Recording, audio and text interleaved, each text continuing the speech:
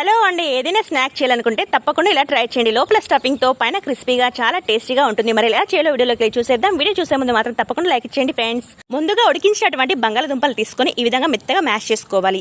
ఆ తర్వాత స్క్రీన్ మీద కనిపిస్తున్నటువంటి ఇంగ్రీడియంట్స్ అన్ని కూడా వేసేసుకొని మరొకసారి బాగా కలిపేసుకొని చిన్న చిన్న ఉండలాగా అంటే ఉసిరికాయంత ఉండలాగా చేసుకొని పక్కన పెట్టేసుకోవాలి.